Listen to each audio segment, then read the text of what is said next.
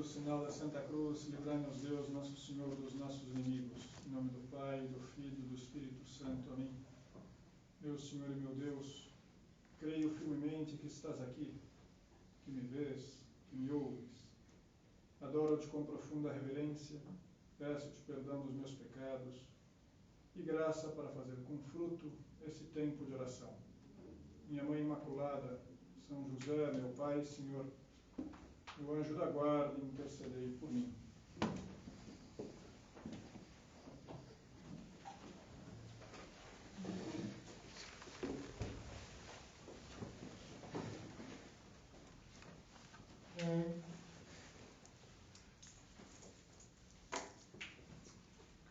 No mês de novembro, no dia 1º, nós celebramos a festa de todos os santos. Lembramos de todos aqueles que já estão no céu. E no dia 2, lembramos das almas do purgatório, daqueles que morreram, mas ainda precisam das nossas orações para chegar no céu, estão se purificando no purgatório. É um mês que nos faz lembrar mais dos nossos seres queridos, nossos amigos, conhecidos que partiram dessa terra, mas também nos faz pensar no tema da morte, no fato de que um dia eu e você morreremos. Tem uma historinha que eu ouvi uma vez, que um padre, dia de finados, fazia homilia na missa e falava ao povo sobre a morte, os defuntos, e explicava mais ou menos, olha, que é preciso preparar-se para o encontro com Deus, no dia da nossa morte nós seremos julgados pelo Senhor, e precisamos ter méritos, ter uma vida santa, aproveitar bem o tempo aqui na terra, fazer o bem, ter virtudes, e foi falando várias coisas sobre como viver nessa terra para depois merecer o céu. E num certo momento, para que as pessoas pensassem, levassem a sério a realidade da morte, o padre diz assim, olha, eu queria que ficasse muito claro que aqui nessa paróquia todo mundo vai morrer. O pessoal ficou meio assim, até meio tenso, meio nervoso, se olhava para o lado, com exceção de um cara que estava no primeiro banco, que começou a rir, baixinho lá, mas se divertiu assim, achou, sei lá, engraçado. O padre ficou meio incomodado, mas continuou a sua homilia, falando sobre o tempo passa, a vida passa, um dia Deus vai nos chamar, e num certo momento ele resolve insistir na mesma ideia. Olha, eu queria recordar que aqui nessa paróquia todo mundo vai morrer. E mais uma vez o cara ri. Aí o padre fica bravo, Aí o padre perde a paciência e fala assim, você vai me desculpar, mas você não está entendendo que aqui nessa paróquia todo mundo vai morrer? É que eu não sou dessa paróquia. Tem gente que tem essa reação, esse raciocínio. Não, claro, todo mundo vai morrer. Mas, no meu caso, está tão longe, não precisa me preocupar com isso. Morrerei um dia, mas vai saber, Quer dizer, então a pessoa não leva muito a sério. Ela não se encara com a realidade da morte. Ela não percebe que talvez não vai ser muito lá para frente. Com uns 90 anos, 100 anos. Eu gosto de falar sempre da minha avó, eu lembro dela nesses momentos que ela está com 104 anos, mora sozinha, está com uma saúde ótima e deve chegar até os 150, vai saber, Mas o fato que, não sei se eu vou chegar que nem ela aos 104 anos, porque às vezes as pessoas morrem com 16, com 18, com 20, com 30. Será que eu estaria preparado para o encontro com Deus? Se Deus me chamasse hoje, se eu tivesse que comparecer diante dele agora. É isso que nos faz pensar o tema da morte. Não sabemos quando. O que sim sabemos com certeza é que morreremos. A realidade da morte nesse ano para nós esteve, querendo ou não, mais presente. Por causa da pandemia, quase diariamente escutamos, lemos, ouvimos as pessoas falando sobre, né, o número de mortes no Brasil, no mundo. E o mês de novembro também, né, dia 2, né, muitos fomos ao cemitério. Muito bem, nos deparamos com a morte como algo mais próximo. Mas é interessante, eu fui na internet fazer uma pesquisa sobre isso daqui. Não sei se você sabe quantas pessoas morrem aproximadamente por ano no Brasil. Em 2018, morreram 1.300.000 pessoas. Nesse ano, até agora, parece ser, durante a pandemia, os 7 meses de pandemia, morreram 860.000 pessoas, por diversos motivos, sendo que aproximadamente 160.000 pelo vírus, Covid. 18%. Isso nos faz pensar, porque não é que porque tem uma pandemia, então, nossa, a gente pode morrer. Não, é que as pessoas morrem, né? Muita gente morre todos os anos por outras causas, né? E às vezes a gente esquece disso. A gente não percebe que, olha, um dia serei eu. Um dia Deus vai me chamar. Talvez não pelo Covid, não pelo corona, mas por outra causa. E pensar nisso nos traz à mente, nos deve trazer uma pergunta à cabeça, que é a seguinte: o que existe depois da morte? Eu morro, e aí? O que acontece? Na encíclica Fides et Ratio, Fé e Razão, do Papa São João Paulo II,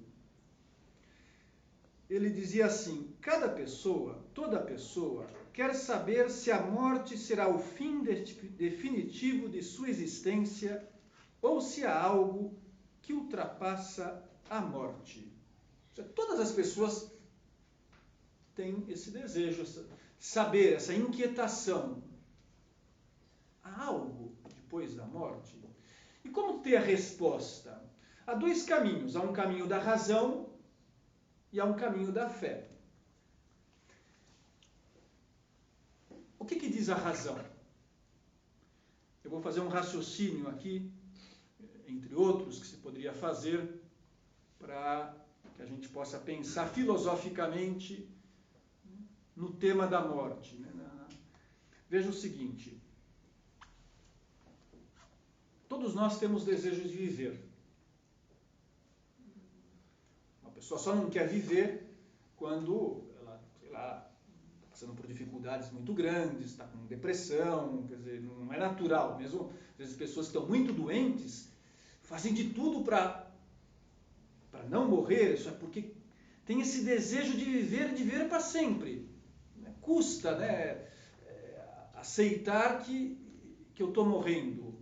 Porque nós trazemos no coração, todos nós, um desejo de eternidade.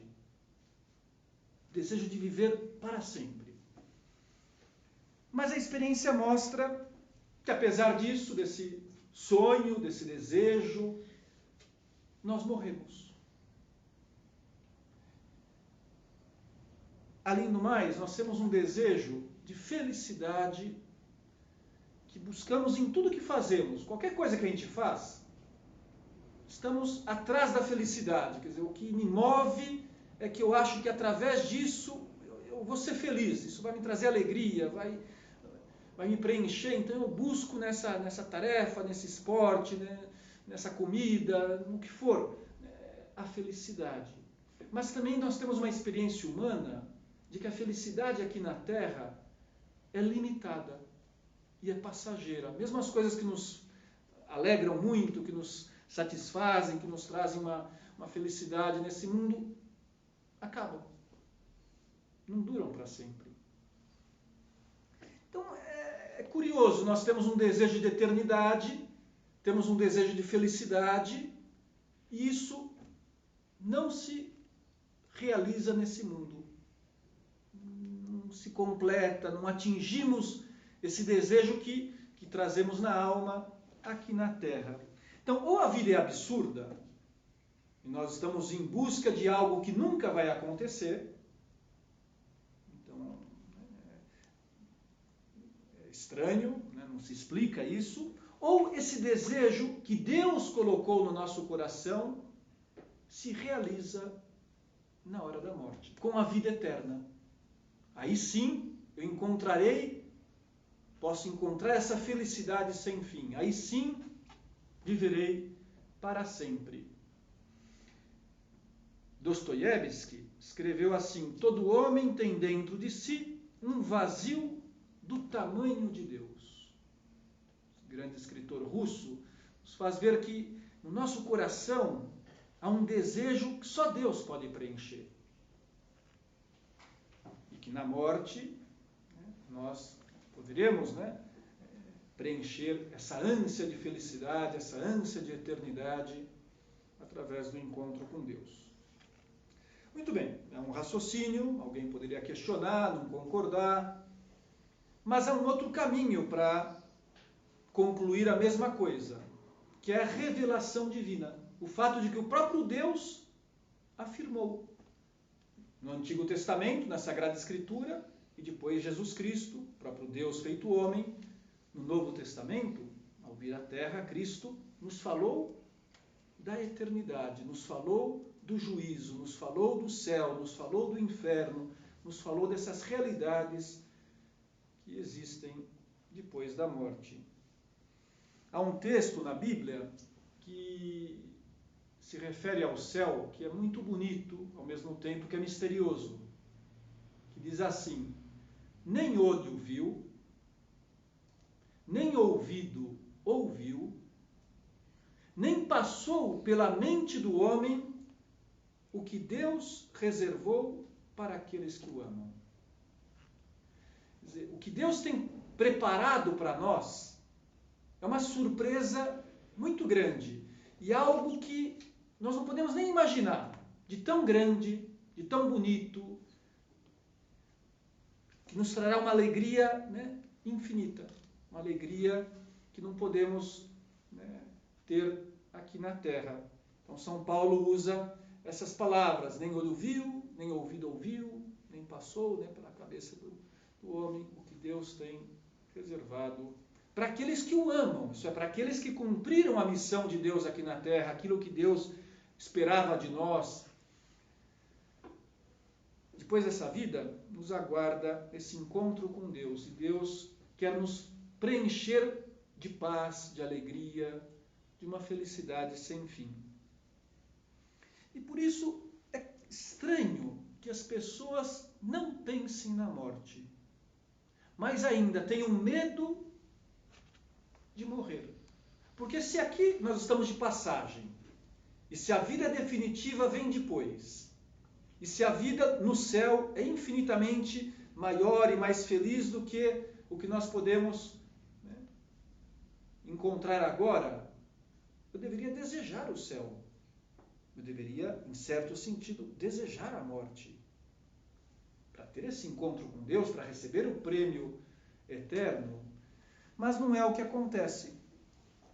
Pelo menos nos dias de hoje, onde as pessoas têm pouca fé, muitas vezes, uma visão de Deus distorcida, pouca formação cristã. Então elas não captam, não percebem, quer dizer, o que é a vida presente, o que é a vida futura, o que é essa vida junto de Deus.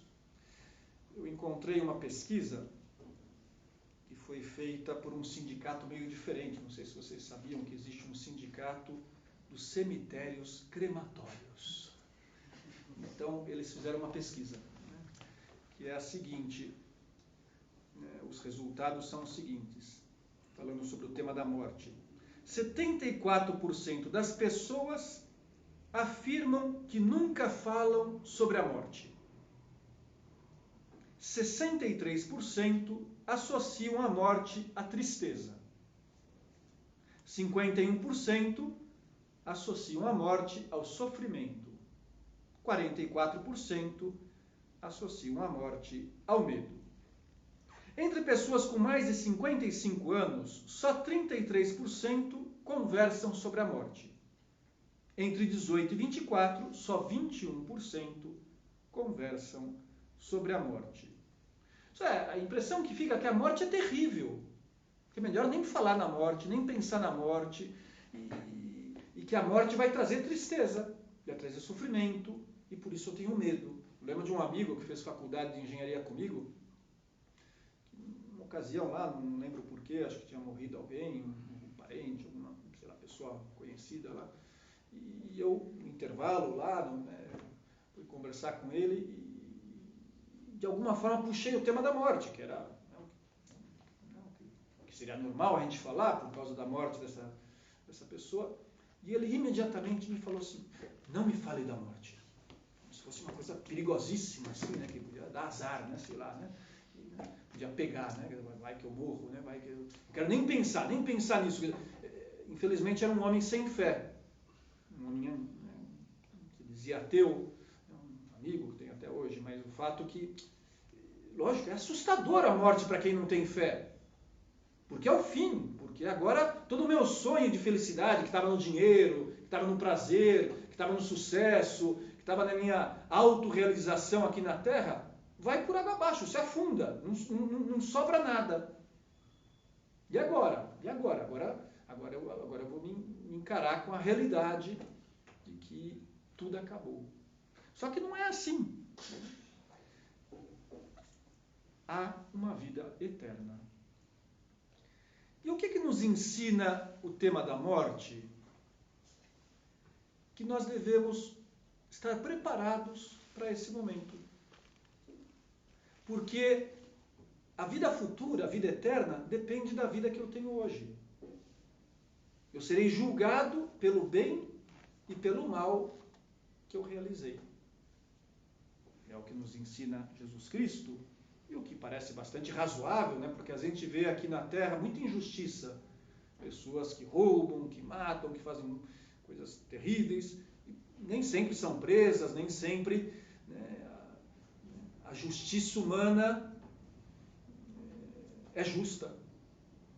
Mas haverá um momento que se fará justiça, que Deus fará justiça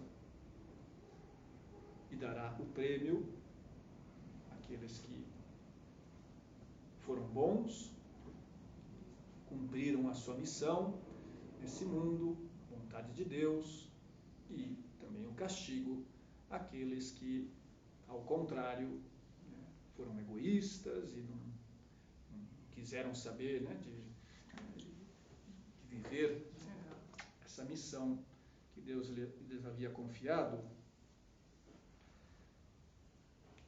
São José Maria, o fundador do Opus Dei, numa homilia que ele pronunciou no aniversário dele, no ano 56, dia 9 de janeiro, começo do ano, dia de aniversário, que para muita gente é um dia de balanço, né, de pensar na vida, olhar para trás, olhar para frente. Ele dizia assim: Deus concede-nos talvez um ano mais para o servirmos. Não pense em 5, nem em 2. Pensa só neste, em um, no que começamos. Entrega-o, não o enterres. Esta há de ser a nossa determinação. Ele viveu ainda quase 20 anos depois, né, de dizer essas palavras, mas é interessante que ele, já até antes, muito antes, vivia cada ano como se fosse o último. Mais ainda, cada dia como se naquele dia ele pudesse morrer. Isso é muito saudável, muito bom. Não é que faz a gente ficar pessimista, ficar meio, né, com medo, ou, não sei, desprezando esse mundo. É o contrário, uma pessoa que tem essa perspectiva de que o tempo passa, né, de que, né, a vida acaba e que eu preciso render o tempo presente, que eu preciso amar hoje e agora, que o que importa é o dia de hoje, para que eu possa ganhar o céu, merecer o céu. Nós vivemos com mais determinação, com mais alegria, com mais força de vontade, os deveres de cada dia. Se nós parássemos para pensar, é o que estamos fazendo aqui, né, tentando meditar um pouquinho, e nos perguntássemos o seguinte: se eu soubesse que em pouco tempo eu vou morrer, às vezes acontece isso, até com pessoas jovens. Estava lendo outro dia a biografia dessa moça que foi numerária do Opus Dei, que morreu com 17 anos, está em processo de canonização, o Papa Francisco já declarou venerável, Monte Gratias. Ela, com 16 anos, ficou sabendo que tinha uma doença que a levaria em pouco tempo. E o pai precisou contar para ela, e o médico. O que eu faria se eu soubesse que eu tenho poucos meses de vida, ou poucas semanas? Não é verdade que esse pensamento, essa consciência de que, poxa, a vida acaba, a minha vida vai acabar daqui a pouco, que nos faria ter uma atitude diferente em relação à nossa vida, ao modo como aproveitamos o tempo? Talvez nos viesse à cabeça muitas coisas que não estamos fazendo e deveríamos fazer. Por exemplo, poxa, eu não estou levando muito a sério o meu estudo, o meu trabalho, estou levando meio na flauta, meio na brincadeira, preguiça, e fico lá no joguinho, e fico lá numa boa, mas, poxa, a minha missão, eu fui criado para trabalhar, quer dizer, o que eu vou apresentar para Deus no dia da morte é esse trabalho bem feito, esse trabalho santificado. Poxa, eu vou começar a levar a sério, agora eu vou assistir a aula mesmo, vou ficar lá, né, fazendo de conta, fingindo, agora eu vou estudar, fazer os exercícios, eu vou trabalhar, vou enfrentar assim, esses meus deveres, essas minhas responsabilidades. Por quê? Porque eu tenho pouco tempo para ser santo. Ou se eu percebo que a vida passa e que em casa, com a minha família, eu estou sendo meio egoísta, eu não tenho carinho com a minha mãe, eu brigo com os meus irmãos, eu não me preocupo com os outros, eu fico lá fechado no meu quarto, eu não ajudo. Nossa, isso daqui acho que não vai servir para a eternidade. Isso não é o que Deus espera de mim, eu não estou cumprindo a minha missão na minha família. Pois então eu tenho que mudar, precisa ser rápido, precisa ser hoje. Vou chegar em casa hoje e vou ser carinhoso com a minha mãe, e vou lá ajudar a guardar as coisas, e amanhã, no café da manhã, vou estar de bom humor, vou estar sorrindo, porque eu serei julgado pelo bem e pelo mal que eu fiz. E assim poderíamos levar para tudo. Como que está o meu relacionamento com Deus? Quer dizer, preciso amar a Deus sobre todas as coisas. Esse é o primeiro mandamento. Mas, de repente, eu não reservo tempo para Deus ao longo do dia. Eu quase não rezo, quando muito rezo antes de dormir lá, com pressa, com sono. Pô, mas será que Deus merece só isso? 1 minuto do meu dia? Das 24 horas do dia? Não.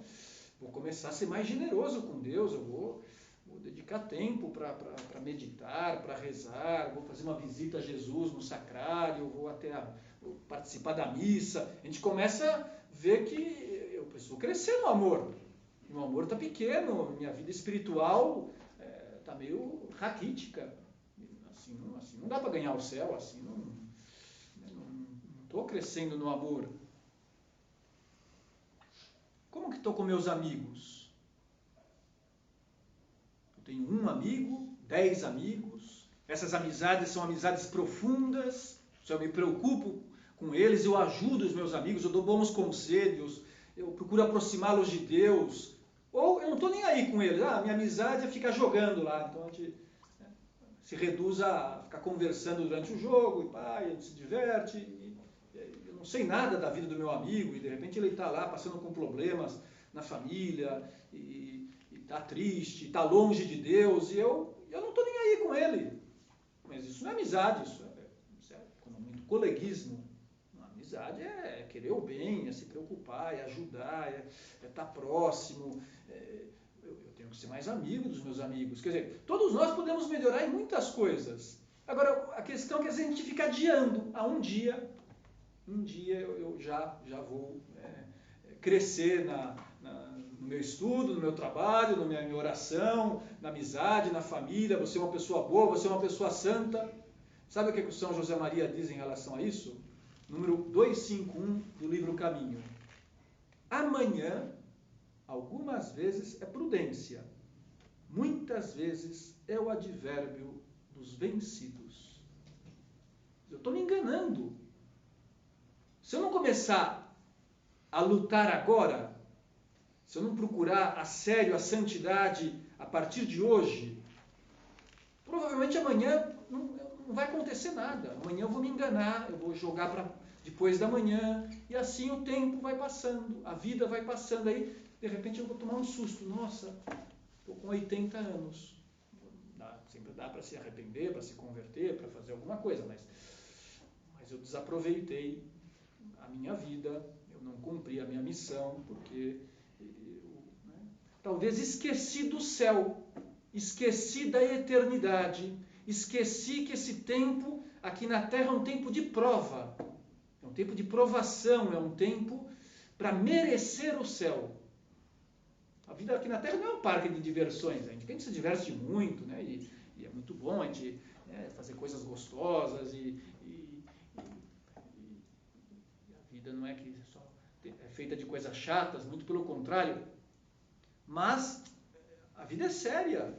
Eu tenho uma missão nesse mundo, eu tenho uma vocação, Deus espera algo de mim. Eu não posso viver como se tanto faz o que eu fizer, como se seguir o meu desejo, fazer só o que eu gosto. Não. Em relação a isso, um tempo atrás, eu vi uma conversa de uma mãe com a sua filha de 15 anos.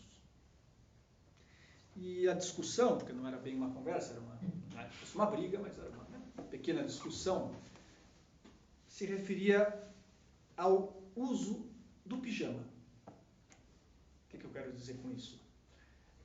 A menina defendia uma tese. Qual que era a tese dela? Que ficar o dia inteiro com pijama durante a pandemia não tem problema nenhum. Porque é gostoso, é confortável, eu não tenho que sair de casa, então eu fico de pijama. A mãe tinha uma tese meio diferente. A tese da mãe é que não era muito oportuno passar o dia inteiro com o pijama. Porque ela acabava se acomodando e caía na preguiça, e depois também o pijama é para dormir, não é para, em casa é bom, também se vestir de outra forma e se preocupar com os outros, sei lá, tinha vários argumentos para mostrar para a filha que ela precisava trocar de roupa depois do café da manhã, depois de acordar e não ficar lá com o seu pijama. Mas o argumento principal da menina é que por que eu não posso fazer isso se eu gosto, se é gostoso, se é mais fácil? E muita gente cai nesse argumento. Quer dizer, eu gosto, então se eu gosto, é suficiente para eu fazer. Então eu faço só o que eu gosto. Não, quer dizer, isso é ser uma pessoa mimada, uma pessoa egoísta, uma pessoa que não percebe que nessa terra eu não posso fazer só o que eu gosto. Muitas vezes eu tenho que fazer coisas que eu não gosto, mas que é o meu dever, que Deus espera de mim, que os outros gostariam que eu fizesse, e aí que eu cresço nas virtudes, aí que eu vou amadurecendo, aí que eu vou sendo uma pessoa melhor, me santificando e merecendo o céu. Então, uma pessoa que vai só pelo caminho do gosto, eu faço só o que eu gosto, é que ela não vai fazer muita coisa aqui na Terra, a vida dela vai ser meio inútil. Claro, nenhum de nós vive assim, mas é bom que nos perguntemos, será que não me falta às vezes motivação para fazer as coisas, porque eu me deixo mover, levar só pelo prazer, só pelo gosto, só por aquilo que é mais fácil? E a motivação tem que ser essa: eu quero ser santo, eu quero ganhar o céu, Deus me confiou uma tarefa nesse mundo e eu tenho que dedicar as minhas forças para realizá-la. Esse é o sentido da vida. E às vezes exige sacrifício. Às vezes isso custa. Não tem problema nenhum. Até porque nos realiza muito mais, né? Dedicar-se a coisas grandes, a amar, a servir, a fazer o bem, a aproveitar o tempo, a cumprir a nossa missão, do que ficar lá no meu mundinho, no meu canto, fazendo só o que me agrada. Né? Isso dá tristeza, isso deixa o coração vazio. Então vamos terminar a nossa meditação pensando agora diante de Deus. Será que eu tenho me preparado para esse encontro definitivo que eu terei com o Senhor, com meu Pai Deus, que me ama tanto, que quer a minha felicidade, e por isso deseja que eu me dar o prêmio do céu? Será que eu estou caminhando para o céu? Que a minha vida está valendo a pena? Ou eu tenho que mudar algo, eu tenho que corrigir aquilo que não está bem, né? Retificar.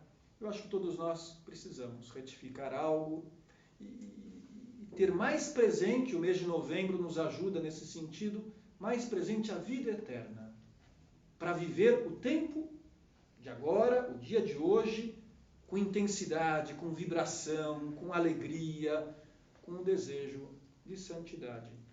Nossa Senhora, ela sempre correspondeu ao querer de Deus, por isso foi santa, por isso foi assunta ao céu, né, e está diante de Deus. Vamos pedir a ela, a nossa mãe espiritual, que nos conceda essa graça de que nesse mês de novembro nós nos decidamos de verdade a aproveitar melhor o tempo, a cumprir a vontade de Deus.